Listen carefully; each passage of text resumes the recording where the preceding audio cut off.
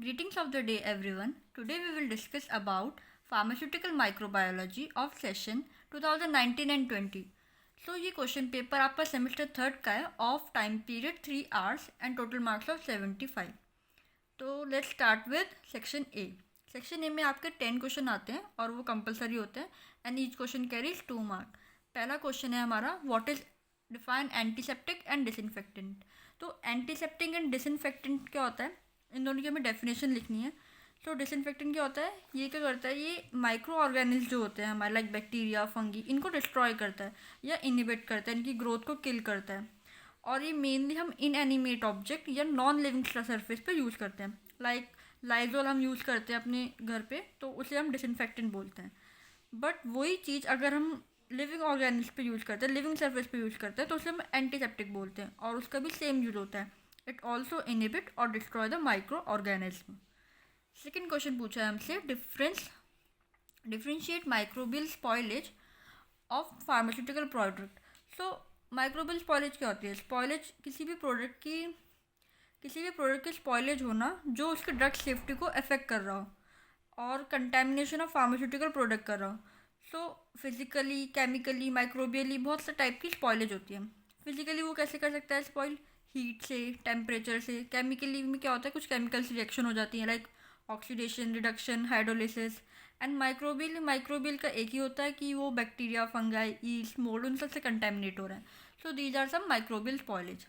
Third question में पूछा है define microbial assay with 2 example. तो आपको इसमें माइक्रोबियल एसे बताना है क्या होता है, उसकी डेफिनेशन लिखनी है और 2 एग्जाम्पल लिखना है. तो माइक्रोबियल ऐसे होता है, उसमें हम अगर क्वालिटेटिवली या क्वांटिटेटिवली किसी भी केमिकल कंपाउंड को हम डिटरमाइन कर रहे हैं with the use of micro organism, so these are microbial assay. Microbial assay हम क्यों यूज़ करते हैं? It is use to determine the potency of drug. So इसका यूज़ क्या है, वो पोटेंसी ऑफ ड्रग को डिटरमाइन करने के लिए. किसके लिए? ह्यूमन्स के लिए या एनिमल के लिए. और इसके 2 एग्जाम्पल हैं vitamin and amino acid, antibiotics. These are some example. Then fourth question में हमसे पूछा है अगेन व्हाट इज डिसइंफेक्टेंट, और अब इस बार हमें एग्जाम्पल के साथ बताना है. तो 2 एग्जाम्पल पूछे हैं.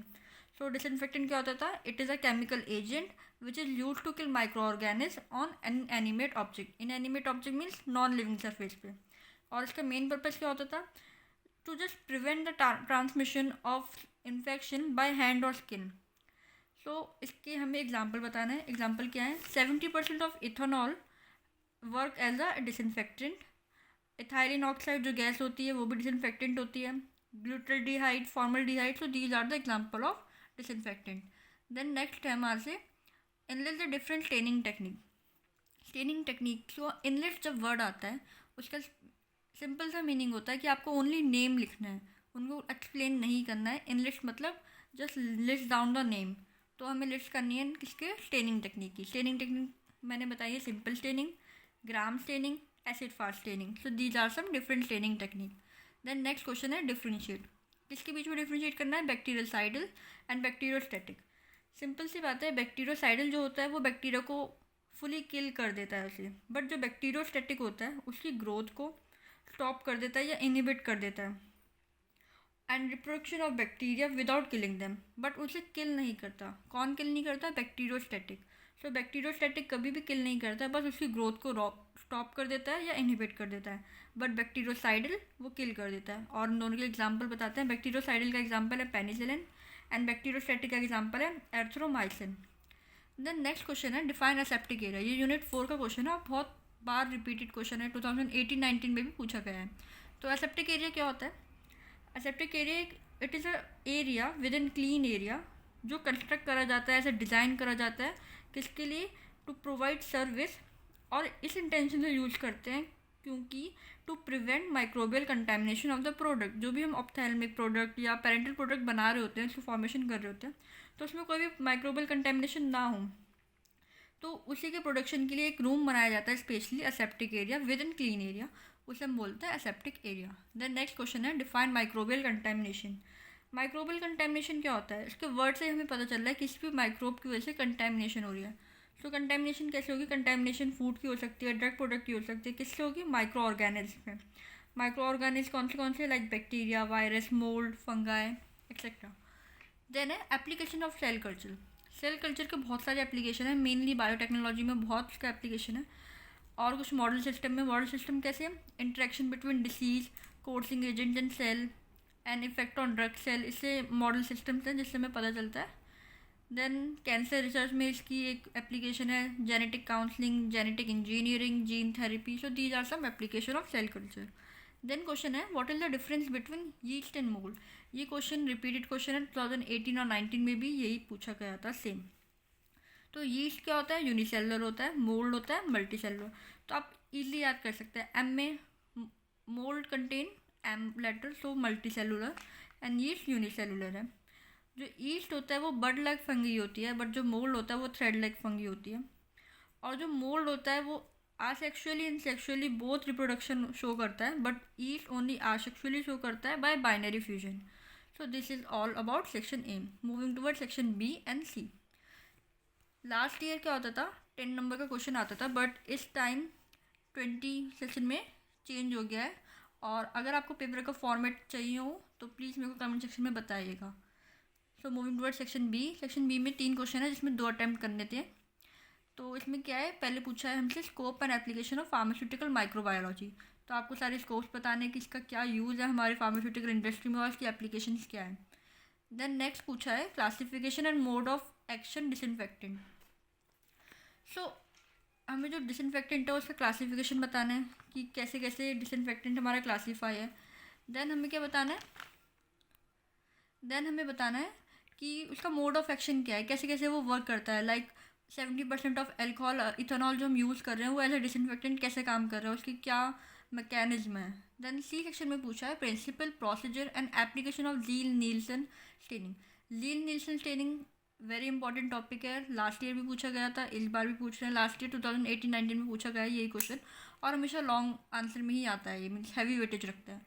ज़ील नील्सन थ्योरी स्टेनिंग क्या होती है? ये एसिड फास्ट स्टेनिंग होती है, इसको कॉमनली एसिड फास्ट स्टेनिंग बोलते हैं। तो कंफ्यूज मत होना, दोनों अलग नहीं है, एक ही चीज़ है। इसका प्रिंसिपल बताना है कि इसका प्रिंसिपल क्या है।